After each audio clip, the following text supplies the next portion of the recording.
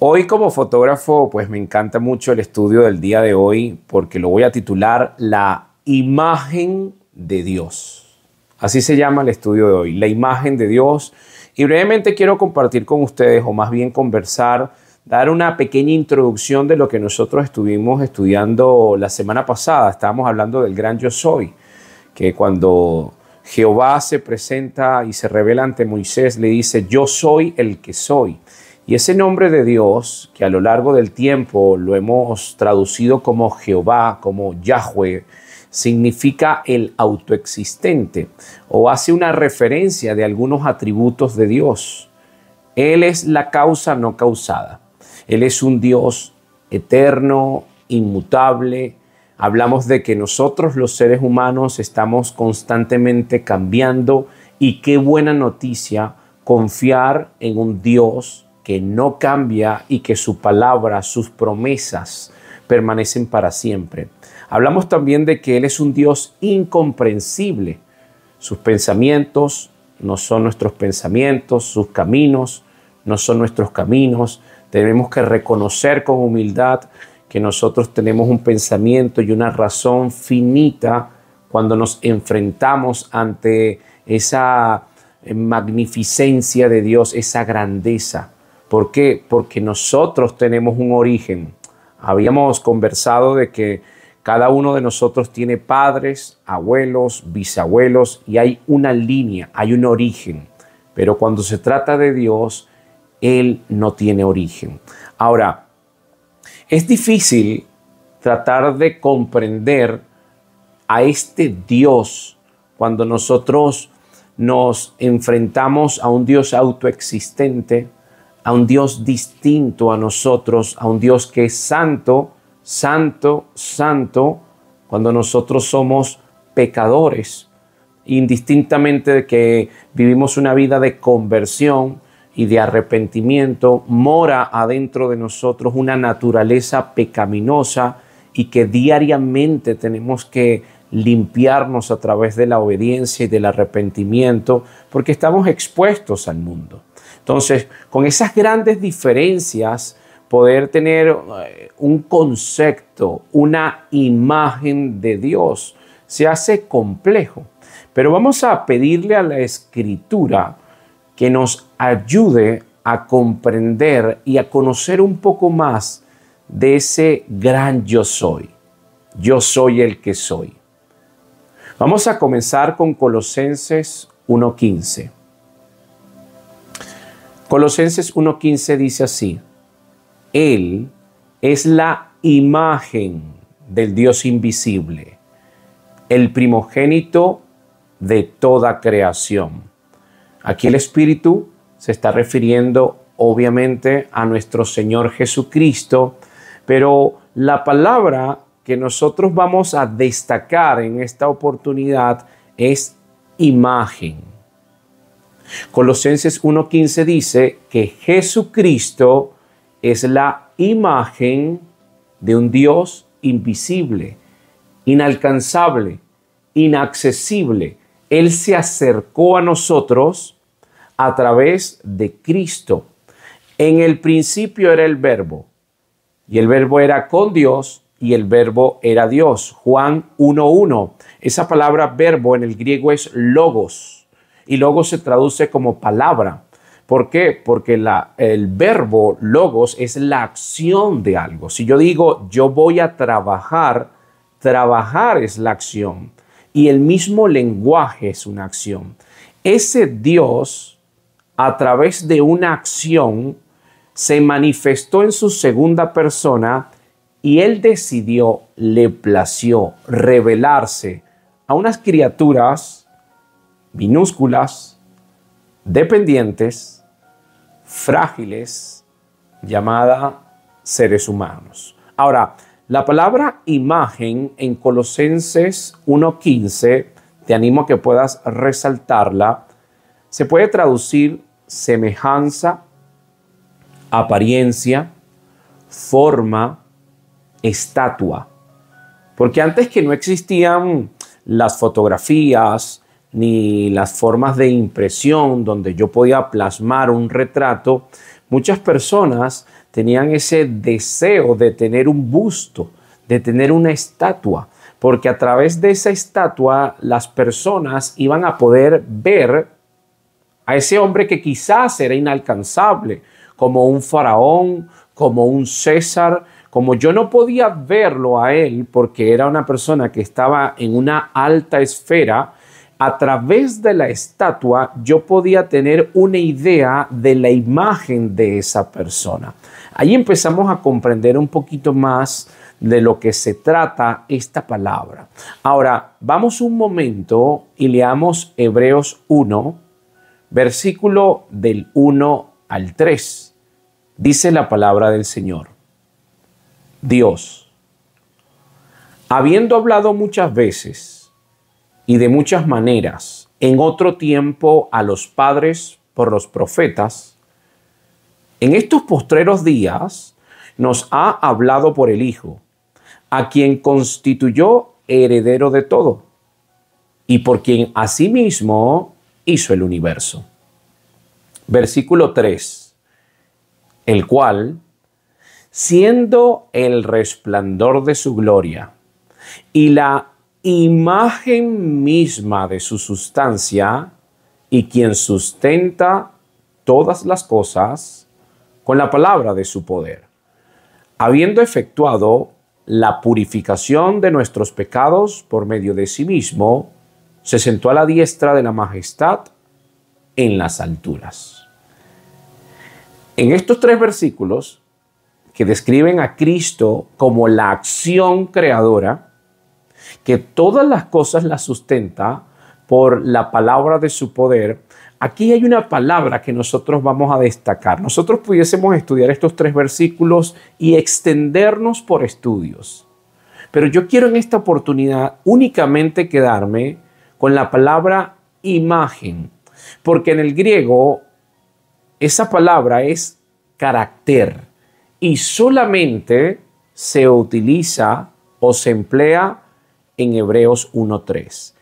En toda la Biblia, solamente en Hebreos 1:3 se encuentra carácter, que se traduce imagen. Ahora, carácter habla de una representación fiel de algo, una cicatriz. Ahora, de ahí viene el término carácter. Es de buen carácter, es de mal carácter, que es una serie de evidencias que yo manifiesto a través de mi comportamiento que hablan de quién soy yo. En el pasado, cuando los dueños de fincas tenían animales, a ellos se les hacía una marca con un hierro caliente, porque esa marca, esa imagen, daba la connotación de quién era su dueño. Carácter se refiere a eso también. Ahora, cuando yo empiezo a traducir estas palabras de imagen, yo puedo comprender que nuestro Señor Jesucristo es la imagen de Dios Padre, la imagen del Dios invisible. Si yo quiero conocer a ese yo soy, a ese Dios autoexistente que es tan distinto a mí, yo tengo que enfocar a la persona de Cristo. Y nosotros en el presente, y digo nosotros refiriéndome a la iglesia, hemos subestimado la imagen, la cicatriz, la forma, lo visual. Y yo voy a fundamentar esto en lo siguiente. ¿Por qué yo digo que la iglesia ha subestimado la imagen? Por el uso excesivo de Romanos 10:17, que dice la palabra del Señor: así que la fe es por el oír, y el oír por la palabra de Dios. Entonces, por este versículo, muchas personas, muchos creyentes también, se han abocado únicamente a predicar la palabra, pero no crean la imagen de la palabra. Y cuando hay una disociación entre la imagen de la palabra y la predicación de la palabra no es efectiva. Yo voy a leerte un texto y te voy a explicar un poco más de esta incongruencia para poder nutrirnos y comprender el tiempo que nosotros estamos viviendo. Dice Hechos 19, 11, 16. Pablo se encuentra en Éfeso.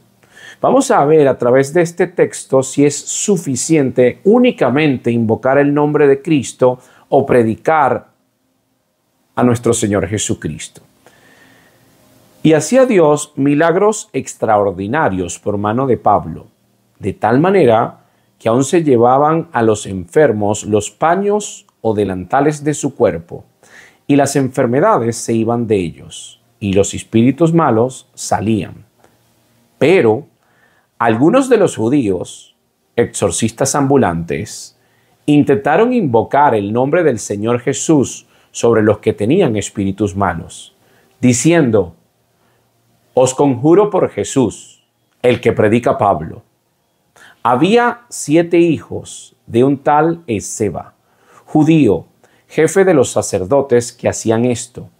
Pero respondiendo el espíritu malo dijo: a Jesús conozco y sé quién es Pablo, pero vosotros, ¿quién sois? Y el hombre en quien estaba el espíritu malo, saltando sobre ellos y dominándolos, pudo más que ellos, de tal manera que huyeron de aquella casa desnudos y heridos. Qué importante es tener en cuenta este concepto. Estos hombres, que eran exorcistas ambulantes, intentaron invocar el nombre de Jesús y hacerle frente a un espíritu inmundo. Pero ¿qué pasa? Predicaban algo, pero no vivían algo. Su carácter estaba disociado de ese algo. Por ende, el espíritu inmundo pudo más que 7 personas y los llevó y los aterrorizó. Y en el presente encontramos esta incongruencia muchas veces en las familias y en las iglesias. Predicamos la palabra de Dios, nos sabemos de memoria la Escritura, pero nuestro carácter no evidencia la Escritura. Nuestro comportamiento no refleja una cicatriz que Dios dejó en nosotros. Y si yo pienso que únicamente a través de la predicación de la palabra es que yo puedo ir y predicar el evangelio y llevar fruto, yo estoy totalmente equivocado. Porque primero y sobre todo en este tiempo, las nuevas generaciones quieren ver el evangelio. Y ya vamos a hablar de esto, porque ciertamente la palabra debe predicarse, pero solo se hace efectiva cuando se evidencia, se observa plasmada en nuestro carácter, cuando nos dejó una cicatriz visual, cuando las otras personas dicen: oye, yo veo cómo él se comporta y él tiene algo distinto que yo anhelo tener. Para predicar el evangelio, mi testigo tiene que verlo el evangelio obrando en mí. Por esta razón es que hay un versículo clave que dice: sean cartas abiertas. ¿Cómo yo puedo ser una carta abierta? Pues modelando el evangelio. Porque mi santidad se va a convertir en un anzuelo para el inconverso. Si yo estoy en mi trabajo, con mis pares, si yo estoy en cualquier dominio, yo en ese dominio quizás no puedo predicar la palabra, porque yo tampoco puedo lanzarle perlas a los cerdos. Yo no puedo ir al gimnasio y abrir la Biblia y montarme en un banco a predicarle a todos, porque van a decir: este hombre está loco. Nadie te está pidiendo escuchar eso. Yo vine aquí a entrenar. Y muchas veces las personas hacen esto pensando que con esto pueden lograr algo y no se dan cuenta que es mejor que si yo voy al gimnasio, yo siempre esté modelando el evangelio con mi acción, con mi observación, con mi disciplina. En estos días estaba con mi esposa en el gimnasio y por primera vez se acercó una señora y la señora le dijo, él es tu esposo, lo que pasa es que él es muy serio. Yo no se atrevió a acercarse a mi esposa, pero nunca se atrevió a acercarse a mí porque yo voy enfocado a lo que voy. Eso que evidenció ella es lo que yo modelo, porque de esa forma yo estoy mostrando la palabra de Dios de forma encarnada. Y es a través de ese dominio que yo llego a la persuasión.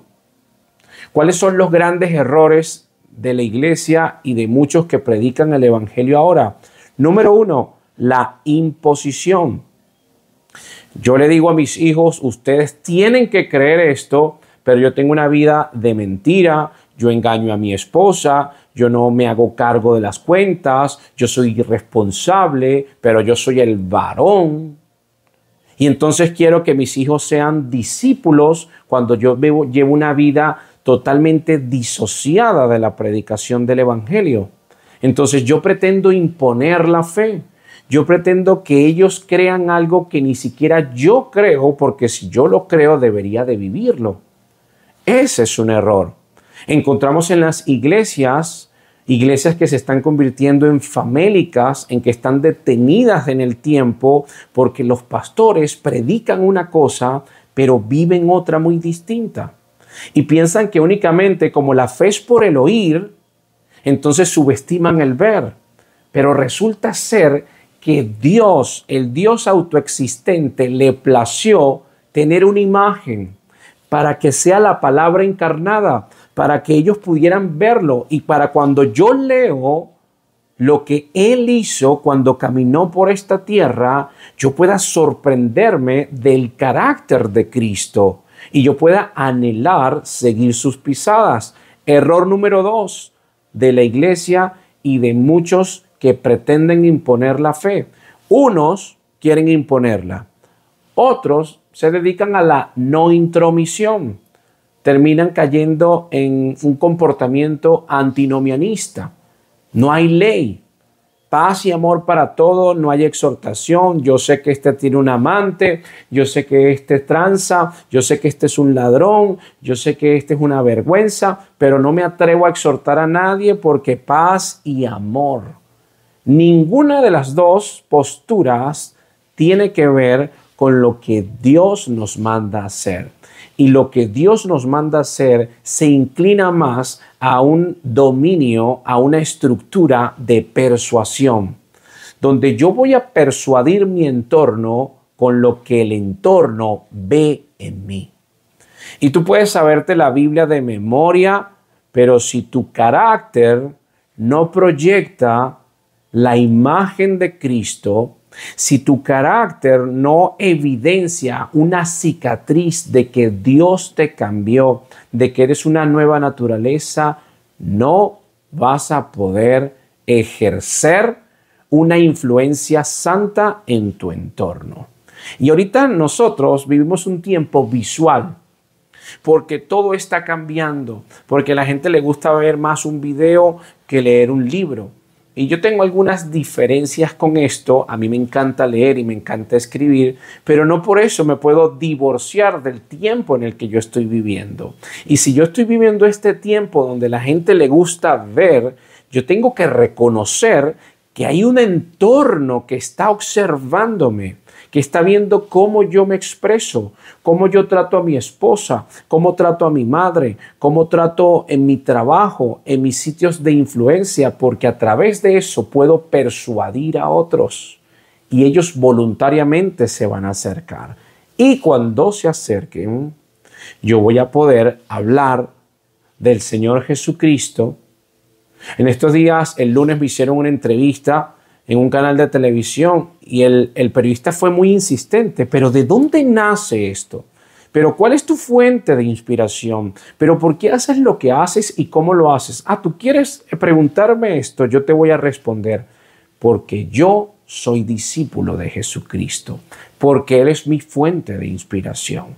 Él pregunta, yo respondo. ¿Cómo se logra esto? A través de la persuasión. Yo no impongo y tampoco evado. Yo persuado sabiamente a través de lo que Cristo me envió a modelar. Entonces, Cristo es la imagen de Dios. Él es la imagen de la sustancia del Padre, la imagen del Dios invisible. Cuando yo no comprendo mucho a ese Dios autoexistente que se nombró yo soy el que soy, yo tengo que correr las páginas de la Biblia y llegar hasta el Nuevo Testamento y encontrar a Jesucristo, porque Él dio 7 declaraciones donde Él empleó el término yo soy. Hoy, por cuestiones de tiempo, vamos a abordar una sola.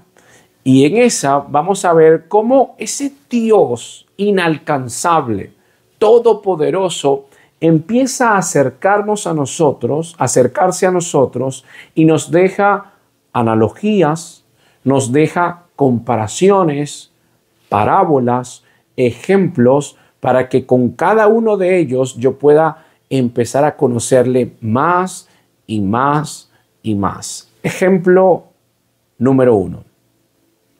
El primer yo soy de Cristo. Juan 6:35.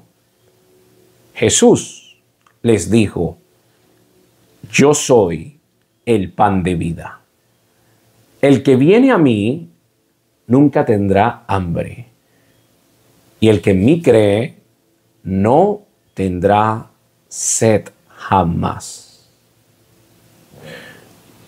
El primer yo soy que emplea Cristo lo lleva a la imagen de lo imprescindible para cualquier ser humano. Cuando usted se levanta, que comienza su faena, de que tiene que salir a trabajar, ¿usted qué necesita? Necesita alimento e hidratación. En castellano hay que llenar el tanque.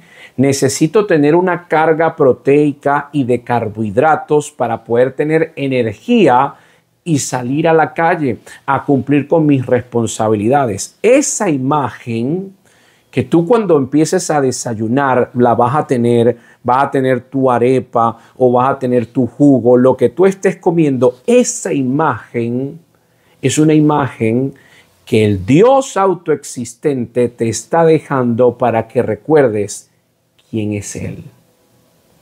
El hambre y la sed de Dios que tiene el alma quedan satisfechas cuando nosotros conocemos a Cristo.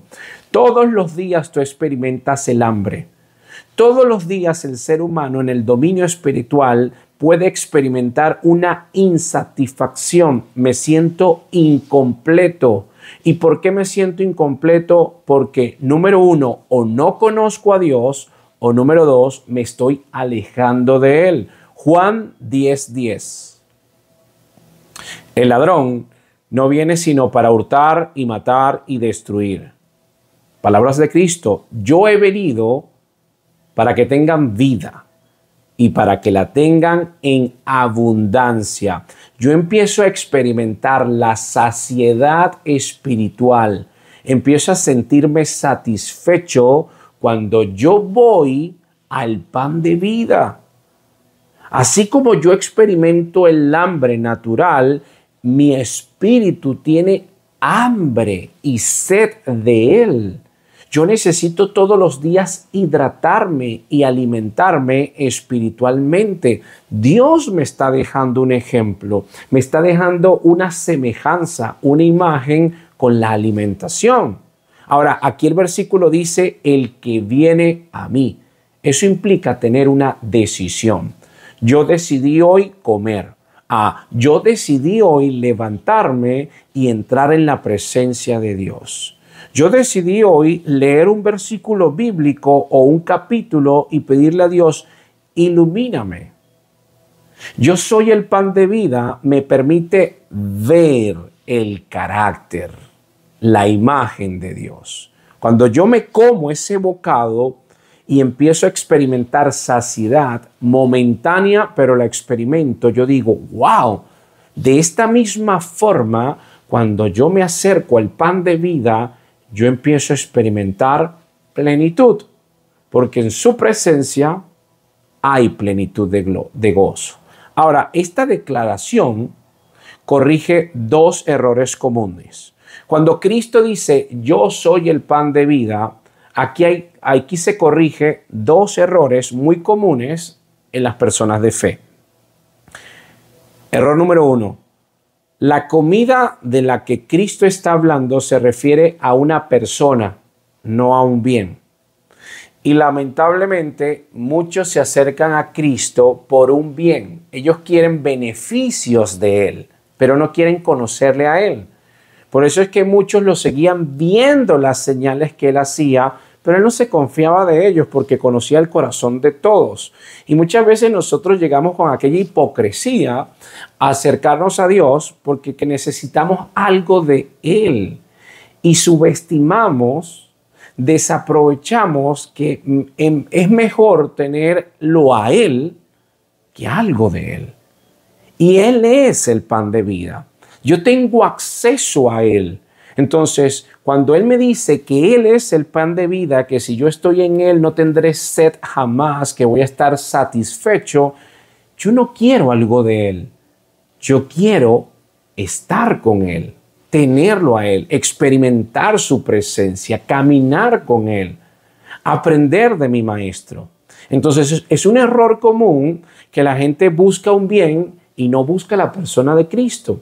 Y el error número dos es que cuando se tiene una relación correcta con Jesús, se encuentra una satisfacción eterna, no temporal. Y a veces lo hacemos al revés. Queremos una satisfacción temporal. Yo quiero que el país cambie, yo quiero que mi familia cambie. Hermano, si el país cambia, igual tú vas a envejecer y te vas a morir o vas a tener un accidente. De alguna forma vas a tener que experimentar la muerte. Yo prefiero experimentar en este tiempo temporal que estoy viviendo a una serie de aflicciones, porque esa serie de aflicciones produce un mayor peso de gloria en la eternidad. Entonces yo quiero una satisfacción eterna, no temporal. Entonces cuando tú te acerques al pan de vida, enfoca la satisfacción eterna. Y si estás en una aflicción o en una prueba, en esa prueba reconoces, quizás está produciendo paciencia, que te está haciendo más humilde, más pensante, más dependiente.